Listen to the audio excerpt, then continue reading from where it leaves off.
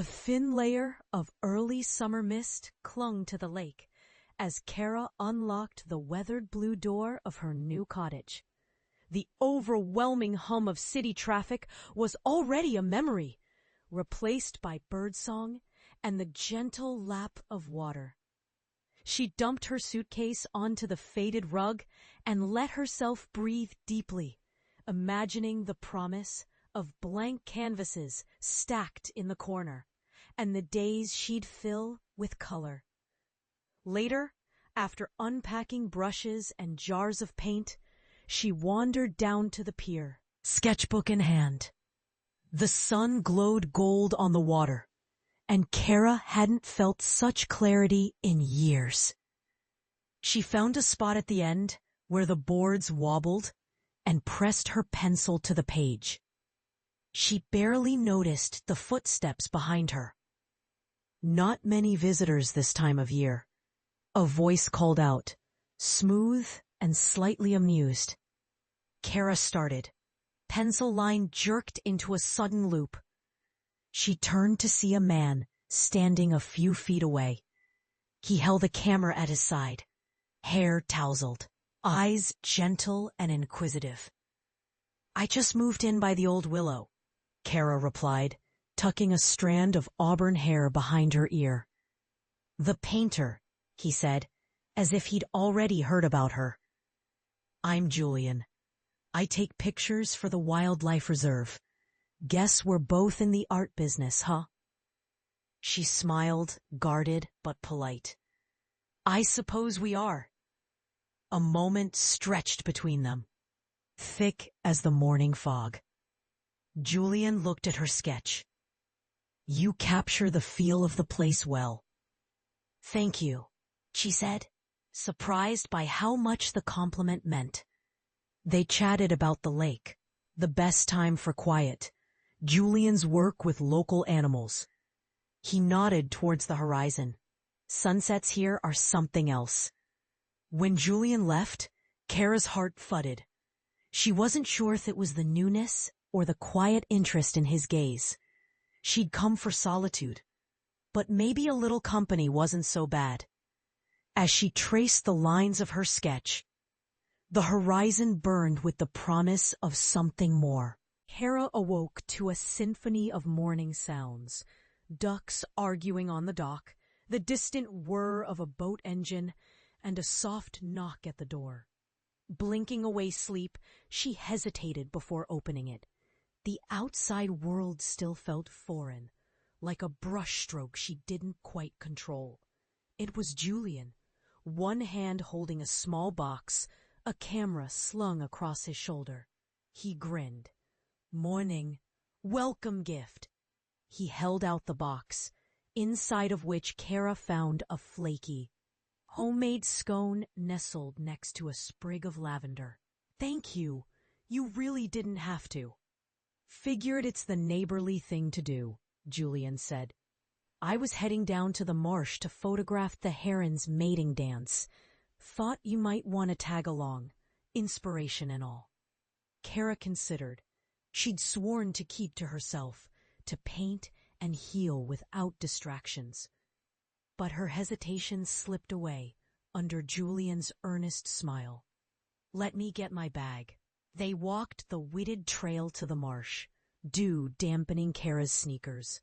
Julian pointed out rare wildflowers, described the chatter of the red-winged blackbirds, snapping photos with quick, practiced hands. Cara found herself laughing more than she had in months, marveling at how easily his quiet enthusiasm sharpened her own vision of the world.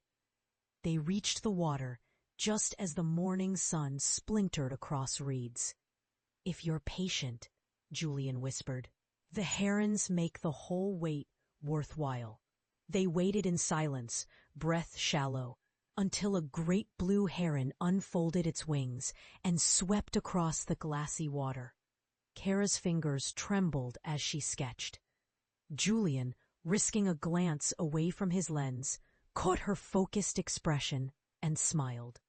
Walking back, a playful breeze tangled Cara's hair. "Thanks for inviting me," she said. "I never would have found this spot by myself." "That's the thing about this place," Julian replied. "Sometimes you need someone to show you the beauty you'd never expect." The words lingered with Cara all afternoon as she painted, the colors of the marsh coming alive under her brush, and she wondered what else the day and Julian might bring. Cara's days soon found their own rhythm. Sunrise painting sessions, long walks where ideas simmered, and more, the company of Julian. Each afternoon, he'd find a reason to drop by. A new field guide to lend, a story about a fox cub by the creek, an invitation to see the stars from the old boathouse. She liked the quiet assurance in his presence, the way he never pushed, but always seemed open, waiting, perhaps, for her to let him in. One overcast evening, she found Julian at the lakeside, huddled over his camera, frustration written across his face. Cara sat beside him on the chilly planks. "Missed your shot?" He looked up, startled, then sighed. "Every time I get close, they scatter. It's like they know I'm coming. I swear, nature has a sense of humor." She grinned. "Maybe you need to blend in more." She sat cross-legged and watched the water, swirling with the first hints of storm. A silence fell, a comfortable one, softer than the hush of dusk. "Can I ask you something?" Julian's voice was low, as if afraid to break whatever spell the evening cast. "Sure." "Why here? I mean, why leave the city for this?" Cara hesitated, drew her knees to her chest. "I needed quiet. Something broke after the last show. Too many expectations, people telling me how I should paint, how I should feel. I couldn't see my own work anymore. Thought maybe if I stripped it all away, I'd find the parts of me I'd lost." Julian nodded, tracing patterns on the dock with his fingertip. "I get that. Sometimes the world gets loud enough that all you want is silence. Sometimes you need to disappear to remember who you are." The wind picked up, shivering the lake, and they both looked away, Cara toward the horizon, Julian at his hands. It felt like they'd shared something fragile, a layer shifting between them. A soft laugh escaped Julian. "Of course, the local scones are a bonus." Cara nudged his shoulder, smiling. "Definitely the scones." As the first droplets of rain began to fall, neither of them rushed to leave. It was as if the approaching storm offered its own permission to stay a little while longer, side by side. By mid-July, Cara's studio burst with color. Marsh greens, lavender skies, even the sharp flash of a blue heron's wing. She painted with a freedom that felt new. Each canvas a step closer to herself. Still, it was Julian she found herself thinking about when her brush stilled. His laughter somehow woven into the air of her cottage. One evening, just as the sun slipped behind the trees, Julian knocked and peeked inside, holding a thermos and 2 cups. "I heard you always work through dinner. Figured you might need something warm." "You're right," Cara said, smiling as she cleared space for him among the brushes and paint tubes. The room was quiet but cozy, lit by golden lamplight and the tang of fresh coffee. He poured some, hands trembling, just enough for her to notice. She offered him her newest painting, a twilight scene, the shadows gentle and deep. "Do you ever feel like you finally get close to what you're trying to capture, but it keeps slipping away?" Julian leaned in, studying the canvas. "All the time." For the first time, there was a heaviness in his voice. "Sometimes I look through the lens and see something I want to hold on to forever." But you can't frame real life. Not for long. There was more behind his eyes. An old grief Cara almost recognized, but she held herself back from asking. Instead, she poured another cup. "What would you hold on to, if you could?" she asked softly. He met her gaze and hesitated. Something unspoken suspended between them. Maybe this. Quiet. The way you look when you talk about painting. Some mornings by the water. Cara felt her cheeks flush, and she almost laughed at her own awkwardness. Instead, she reached for one of Julian's photos, pinned to her wall. A deer poised in early morning mist. "You have an eye for beauty." "Not just me," Julian said. "You see things most people rush past." They drank in silence, shadows deepening around them. For the first time in years, Cara wasn't afraid of the quiet. They were in it together. When he left, she found herself touching the window pane, watching the reflection of her own small, hopeful smile. The lakeside town was quietly buzzing in preparation for its annual summer festival. A flurry of handmade banners, pie contests, and rumors of a fireworks show over the water. Cara was sketching festival-goers from afar, tucked on the grass with her charcoal, when Julian flopped down beside her, arms full of wildflowers and a mischievous grin. "Caught you working," he teased. "I thought artists were supposed to enjoy the party." "This is my idea of a party," Cara shot back. Though she grinned. "Don't you have official photographer duties tonight?" Julian set the flowers by her sketchbook. "Later. Right now, I'm off duty. Besides, someone needs to drag you out of your comfort zone." Before she could protest, he tugged her toward the festival proper. Laughter spun around them. Neighbors chatting over lemonade, kids darting past with dripping ice cream. The trio of old ladies who ran the local bakery flirting shamelessly with the mayor. Julian and Cara got roped into a three-legged race, stumbling over their own laughter and finishing last by a mile. As dusk settled, fairy lights twinkled in the trees, casting everything in a gentle magic. In the glow, Julian pulled out his camera and snapped a candid of Cara, mid-laugh, her hair tumbling in the humid air. She paused, a little shy, but Julian just smiled. "I want to remember you like this." The words lingered between them, warm as the summer air. But the moment shifted when an older woman approached, recognition flickering in her eyes as she glanced at Julian. "It's good to see you here again," she said, voice tinged with something heavier. "I wasn't sure you'd come back after last year." Julian's teasing faded, shadows crossing his face. The woman moved on, but Cara caught the tension knotting his shoulders. She reached for his hand, a gentle anchor. "Julian?" He mustered a smile, but it didn't quite reach his eyes. "Don't let old town gossip scare you off. Come on, I promised you fireworks." They found a spot by the water, the festivities continuing behind them. But Cara's heart was caught between the night sky and Julian's silent retreat, a secret unopened, waiting to break their fragile peace. The fireworks exploded over the lake in bursts of color, casting Cara and Julian in flickering light. But even as the crowd cheered, a different tension rippled between them.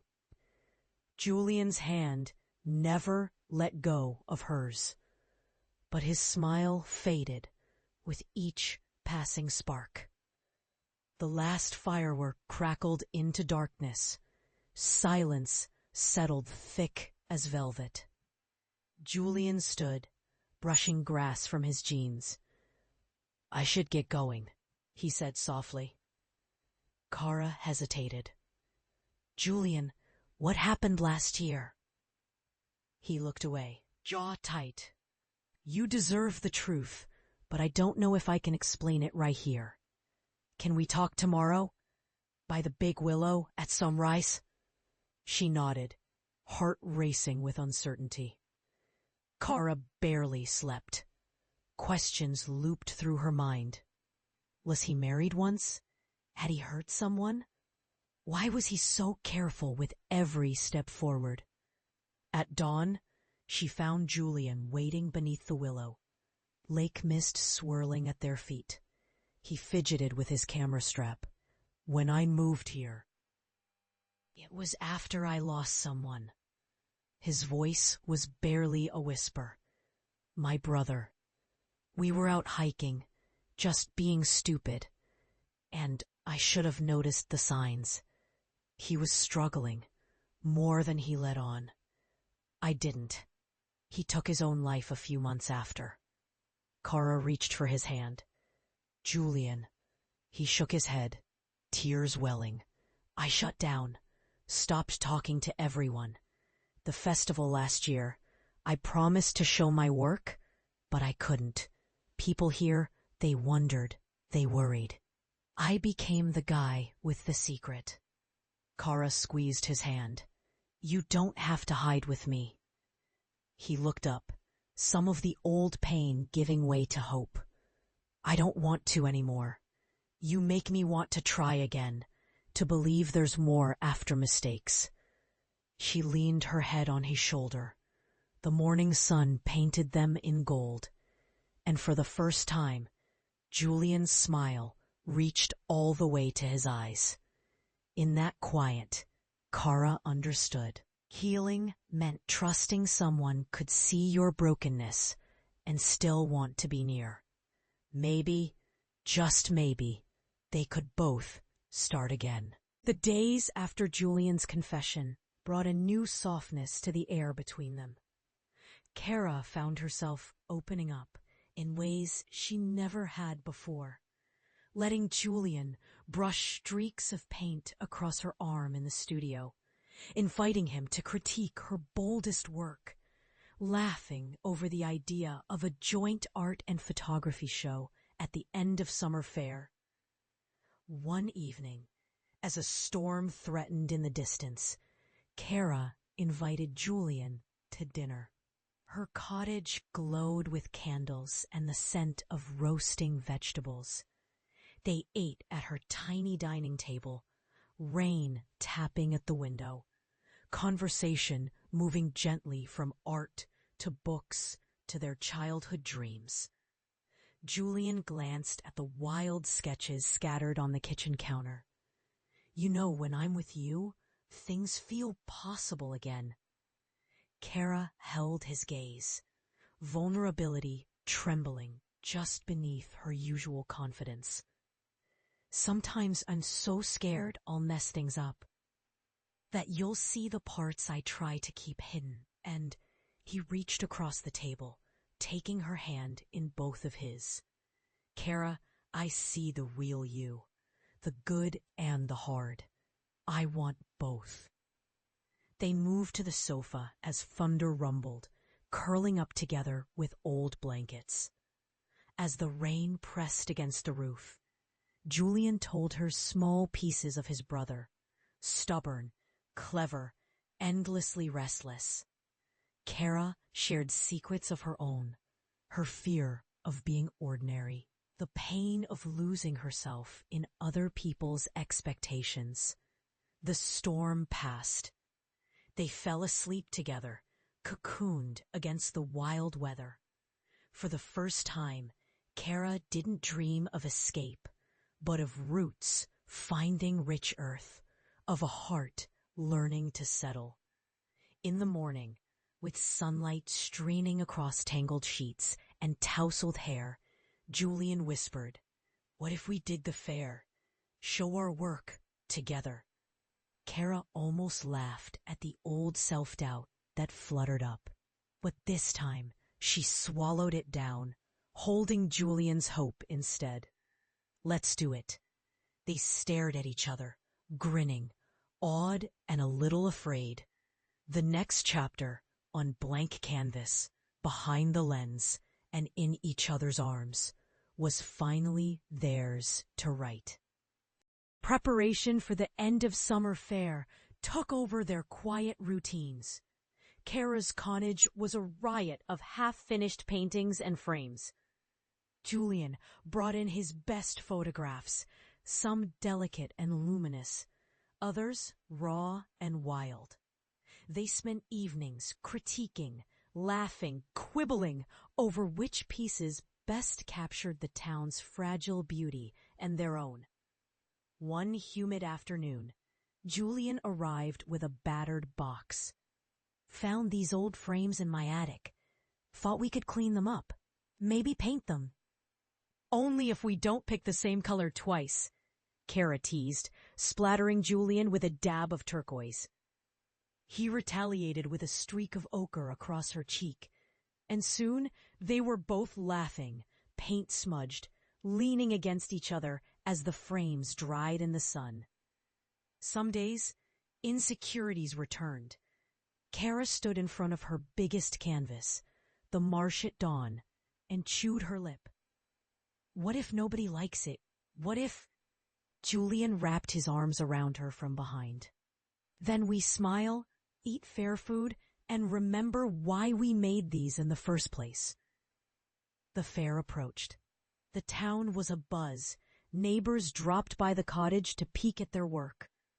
There was excitement, but something else too, a mounting pressure, or perhaps a fear that all they'd built was as fleeting as summer itself.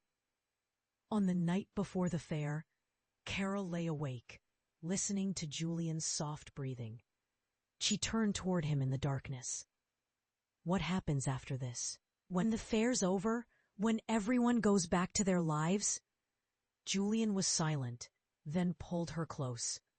I want this, us, to last longer than a season, Cara. If you do. She pressed her forehead to his. I do, but I'm afraid of wanting too much.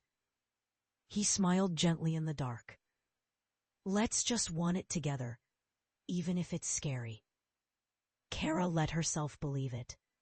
The possibility of a forever that wasn't rushed or borrowed, but real and theirs. But outside, a wind picked up, rattling the windows, as if warning that some storms still waited on the horizon. The day of the fair dawned bright and restless. Cara barely tasted her tea, hands trembling as she set up her paintings beside Julian's photographs. People drifted by, admiring the saturated colors and vivid lakeside scenes, nodding with soft smiles. And every compliment sent a fresh flush across Cara's cheeks. Julian was a calming presence, joking with the locals, helping Cara hang her marsh painting in the central tent. But beneath his easy smile, she could sense his nerves too. This was both their return to the world, together and separately. Mid-morning, a woman in a business suit stopped in front of Cara's display, her gaze sharp and appraising. Your work is stunning, the woman said. Have you considered showing in the city again? I run a gallery. I'd love to talk with you. Cara froze. The offer filled her with wonder and dread. Julian caught her eye, a question lingering there, and Cara realized the unspoken fear. What if she was called back to the city life she'd fled? Could she truly belong in both worlds? Julian excused himself when a family arrived with questions about his wildlife photos. Cara overheard bits of conversation. He's back for good? One woman whispered. After all that happened? As the afternoon stretched on, the crowd swelled, and so did the pressure. Near sunset, Cara found Julian packing one of his photos for a customer. His smile more strained than before. She joined him, voice low. "Did you hear what the gallery owner said?" He nodded, managing a smile that didn't quite hide his worry. "Do you want it? To go back?" "I don't know," she whispered. "I want this life with you. But I'm terrified I'll lose myself again. Or lose us." Julian tucked a loose strand of her hair behind her ear, his touch warm but uncertain. "I love you, Cara. I want you to have everything, even if it means letting go for a while. Just don't forget who you are, not for anyone." Tears welled in her eyes. "I love you too. But what if I'm still running?" He drew her close, voice shaky. "Then I'll wait. Here, however long you need. But you don't have to decide today. Let's just stay in this, right now." As the fair's music swelled into the evening, Cara and Julian stood together, uncertainty swirling around them. They faced secrets and stormy skies, but new choices loomed, asking if love could truly bloom when horizons stretched in different directions. After the last lanterns flickered out and the fair crowd melted away, Cara wandered to the water's edge. The lake mirrored the first stars, silent and steady, a world apart from her old life's rush. Julian found her there, camera in hand, expression searching and hopeful. He stood beside her in the hush, the summer warmth folding around them. "Whatever you decide, I want you to paint for you," he began quietly.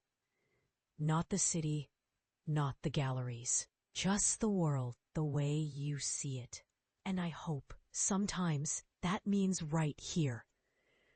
"I want that too," Cara whispered. "But I'm scared I'll never stop questioning my path, or that loving you will mean giving up my dreams." Julian reached for her hand, gentle as a promise. "We don't have to choose. We learn to bend. We make a place where both our dreams fit. No more running from the city or each other. We find what's true and we taint it together." She looked up at him, her heart thudding with relief and longing. "I met the gallery owner again. I told her yes, but only for a short show. I need to know I can do this without losing myself. After, I want to come home, if you'll be here." Julian grinned, a real, wide-open smile filling his face with sunlight. "I'll be here, always." Their lips met, a quiet, trembling kiss full of every risk and every hope. The lake breeze wrapped around them as if sealing their promise. Later that fall, Cara's paintings hung in a bright city window, each one threaded with the light and wildness of the lakeside days, the love that shaped her brush. Julian sent her snapshots of the first snow dusting the willow tree, waiting, never rushing, his faith anchoring them both. And when Cara returned, weary but whole, she found Julian waiting by the pier, hands outstretched. "Home?" he asked, voice thick with emotion. She nodded, tears blurring the horizon. As they embraced, new colors bloomed, bolder and truer than before, on both their canvases and in the life they'd chosen to paint together. The lake was quiet again, but their hearts were brighter, ready for every sunrise and every storm this new beginning would bring.